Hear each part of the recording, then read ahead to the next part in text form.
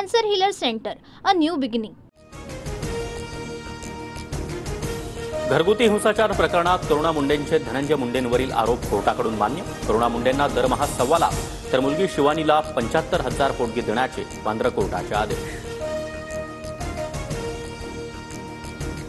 प्रकरणाचा शेवटचा निकाल येईपर्यंत धनंजय मुंडेंनी कोणताही घरगुती हिंसाचार करू नये, वांद्रे कोर्टाचे निर्देश.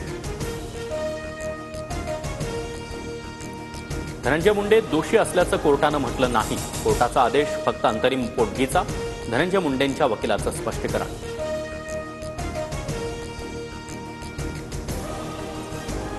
आज मला अधिकृतपणे धनंजय मुंडेंच्या पत्नीचा दर्जा मिळाला. करुणा मुंडेंकडून न्यायालयासह वकिलांचे आभार. दरमहा 15 लाखांच्या पोटगीसाठी हायकोर्टात याचिका करणार, करुणा मुंडेंची TV9 मराठीला प्रतिक्रिया. वाल्मिक कराडकडून धनंजय मुंडे आणि पोलिसांसमोर मला जिल्हाधिकारी कार्यालयात मारहाण, करुणा मुंडेंचा गंभीर आरोप. फडणवीसांसह जिल्हाधिकाऱ्यांना निवेदन दिल्याचाही दावा.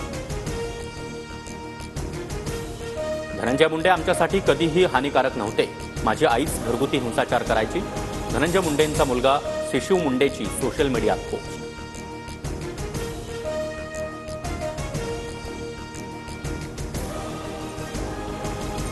आम्ही दोघे सगळ्यांना उडवून टाकू. महायुतीच्या नीट बातम्या द्या, नाहीतर बघा. अजित पवारांचा पत्रकार समोर मिश्किल संवाद. पुण्यात लाडक्या बहिणींकडील कारची सोमवारपासून तपासणी होणार. चारचाकी आढळल्यास योजनेमधून नाव वगळण्यात येणार. आतापर्यंत 75,000 बहिणींच्या घरामध्ये चारचाकी वाहनं असल्याची माहिती. सोयाबीन खरेदीला पणन विभागाकडून मुदतवाढ. शेतकऱ्यांनी घाबरून जाण्याचं कारण नाही. सोयाबीनच्या शेवटच्या खरेदीपर्यंत केंद्र सुरू राहणार. कृषी मंत्री माणिकराव कोकाटेंची माहिती.